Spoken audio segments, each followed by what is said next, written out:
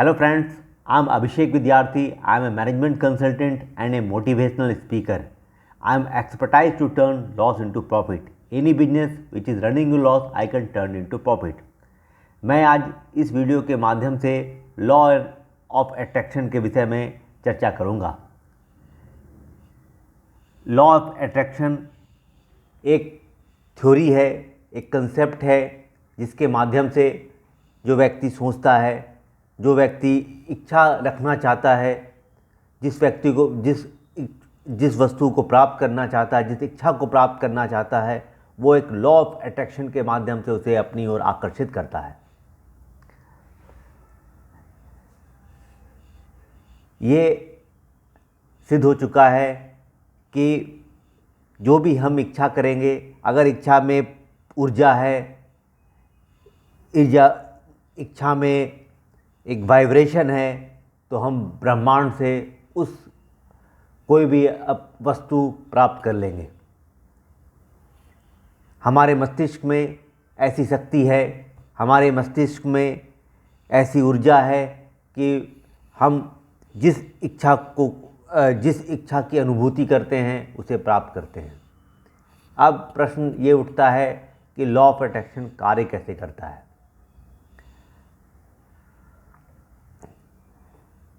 हमारे मस्तिष्क में बहुत अधिक शक्ति रहती है। हम जीवन में ये भी देखते हैं कि कुछ व्यक्ति अपने लक्ष्य को आसानी से प्राप्त कर लेते हैं और कुछ अपने लक्ष्य को प्राप्त करने में अत्यंत संघर्ष करते हैं। प्रश्न ये उठता है कि ऐसा क्यों होता है। अगर हम कोई लक्ष्य निर्धारित करें और अपने मस्तिष्क को ये विश्वास दिला दे कि ये लक्ष्य मेरे लिए बहुत महत्वपूर्ण है, इसे पूरा करना है, तो पूरा मस्तिष्क उस लक्ष्य को प्राप्त करने में सक्रिय हो उठता है और हम उस लक्ष्य को प्राप्त करते हैं। लेकिन अगर हम अपने मस्तिष्क को ही विश्वास में नहीं दिला सके तो वो लक्ष्य पूरा नहीं हो पाता है। हमारे अंदर एक आत्मा होती है, एक अवचेतन मस्तिष्क होता है और एक चेतन मस्तिष्क होता है।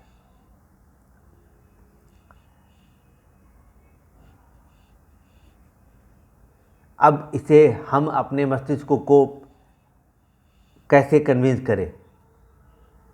हमारी जो आत्मा है वो उसकी अपनी इच्छाएं होती है, उसकी अपनी सोच होती है, वो किस भावनाओं में किसे वो अधिक महत्व देती है, ये एक महत्वपूर्ण प्रश्न होता है।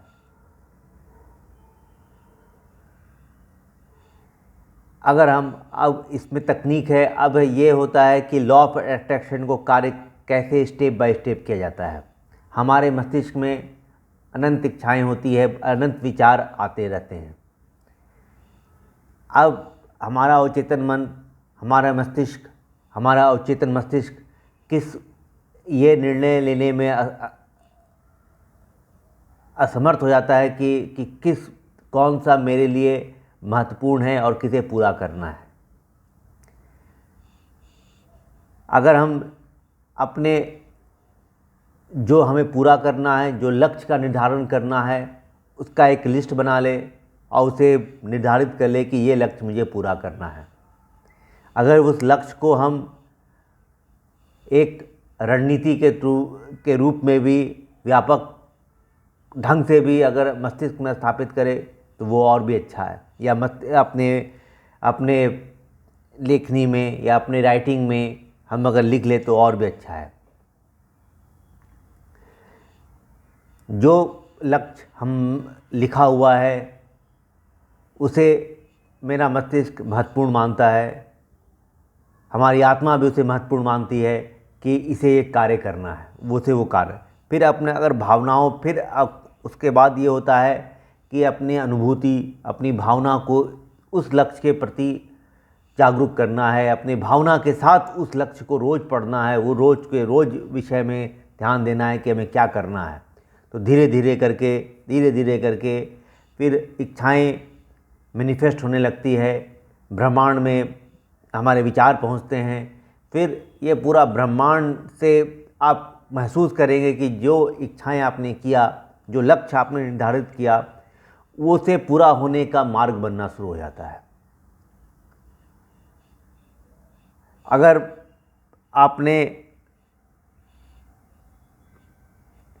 अब इच्छाएं और लक्ष्य निर्धारित करने में ये होता है कि बहुत लक्ष्य अलग होते हैं, कुछ लोग में लॉन्ग टर्म होते हैं, कुछ शॉर्ट टर्म होते हैं। कुछ लक्ष्य प्राप्त करने में आपकी आधारभूत सुविधाएं आपको रहती है। तो अगर आपने कोई बहुत बड़ा लक्ष्य अपने मन मस्तिष्क में स्थापित कर लिया, फिर उसके बाद हमारा अवचेतन मन, हमारी आत्मा उस लक्ष्य को पूरा करने में भी सक्रिय उठती है। अगर आपके पास वो आधारभूत सुविधाएं नहीं हैं या वो वैसा गुण नहीं है कि वो लक्ष्य प्राप्त कर सके, तो धीरे धीरे आपको उधर वो संकेत देती है कि आप इधर आप बढ़ो जिसमें वो गुण प्राप्त हो, और धीरे धीरे कर आपको सुविधाएं आप महसूस करो कि आप उस स्थान में पहुंच रहे हो। ऐसे ऐसे लोगों से आप मुलाकात हो रही है, ऐसे ऐसे लोगों से संपर्क हो रहा है जो आपको उस लक्ष्य को प्राप्त करने में मदद करते हैं। और अगर आपने कोई लक्ष्य स्थापित किया और आपके पास आधारभूत सुविधाएं हैं, तो आप आसानी से देखोगे कि सारी सुविधाएं, सारे सकारात्मक तत्व आपके आसपास पहुंचती है, अच्छे लोग आकर्षित होते हैं, आप उस स्थान तक पहुंचते हैं और आपका लक्ष्य पूरा हो जाता है। तो इसलिए कोई भी लक्ष्य प्राप्त करने में, अगर हमारे हिंदू धर्म के हिसाब से, अगर हिंदू धर्म के बारे में देखो, हमारे पूजा पद्धति देखो, तो इसमें लॉ ऑफ अट्रैक्शन का एक बहुत ही महत्वपूर्ण ढंग से उपयोग होता है।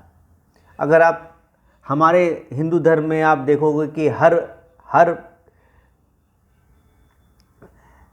जैसे लक्ष्मी जी का है, तो एक खुद ब खुद लक्ष्मी, कोई अगर लक्ष्मी पूजा कर रहा है तो उसको महसूस होता है कि धन प्राप्त करना है।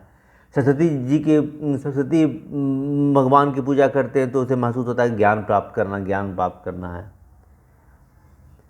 अगर काली की उपासना कर रहे हैं तो हमने शत्रुओं पर विजय प्राप्त करना है, प्रतियोगिता को परास्त करना है। और अगर बजरंगबली की प्रार्थना कर रहे हैं तो अपने शरीर को स्वस्थ रखना है। तो एक संकेत मिलता है इस पूजा पाठ से, खुद में रोज़ अपने मन मस्तिष्क में संकेत देता है और उसका फिर विकास होता है। ये तो हमारे अगर हिंदू धर्म के विषय में अगर देखा जाए तो ये सनातन धर्म है, बहुत पुराना धर्म है। कई पीढ़ियाँ खप गई इसमें सुधार लाने में, उसमें अपने सब लोगों ने, इस हर पीढ़ी के लोगों ने इसमें इसमें महत्वपूर्ण योगदान दिया है। तो ये पूजा पद्धति, ये संस्कार हिंदू धर्म का बहुत ही शताब्दियों, पीढ़ियों के परिवर्तन के बाद यहाँ तक ही पहुँचा है। तो एक बहुत ही व्यापक है। इसमें आप लॉ ऑफ अट्रैक्शन आप खुद ही समझ जाएंगे क्या चीज़ है। आज बहुत विदेशों में बहुत व्यापक इसमें वीडियो बन रहा है कि लॉ ऑफ अट्रैक्शन ऐसे है, ऐसे काम करता है, ऐसे सोचिए, ऐसे काम कीजिए, धन के बारे में सोचिए, धन आएगा, ये आज सोचिए। तो ये तो हमारे ऋषि मुनियों ने, हमारे जो पूजा पद्धति जैसा हमारा सनातन धर्म में अब तक आया है, ये तो बहुत पहले से ही उसने सोच लिया था और इस ढंग से ऐसा पूजा पद्धति लाया गया था कि कोई लॉ ऑफ अट्रैक्शन नहीं, वो खुद ब खुद कोई विषय अलग से नहीं सोचना है, वो आपके मन मस्तिष्क में स्वतः ही समाहित हो जाएगा। कोई बचपन से बच्चा सरस्वती पूजा कर रहे हैं, कोई अगर धर्म के बारे में देखें तो इस ढंग से स्पेशलाइजेशन नहीं है, बस वो भगवान भगवान भगवान भगवान। लेकिन इसमें स्पेशलाइजेशन है कि आपको ये काम करना है, और जब तक अपने मन मस्तिष्क में आप नहीं डालेंगे कि हमें ये कार्य करना है, वो कार्य नहीं होगा। हमारे अंदर ही भगवान है, हमारे अंदर ही एक संरचना है। हमारी आत्मा, अवचेतन मन वही कार्य करती है जो हम उसे संकेत देते हैं, वो खुद अपनी ओर से नहीं कोई कार्य करती है। तो इस ढंग तो हमें किधर जाना है, तो किधर हमें ये करना है, तो ये हमारी पूजा पद्धति में ही एक ऐसा व्यवस्था है कि लॉ ऑफ अट्रैक्शन खुद ब खुद हमारे मन मस्तिष्क में समाहित हो जाता है और हम लक्ष्य को प्राप्त करते हैं। मैं अपना ये वीडियो समाप्त कर रहा हूँ, फिर मैं अपने दूसरे वीडियो के साथ आपके सामने प्रस्तुत होऊंगा। धन्यवाद।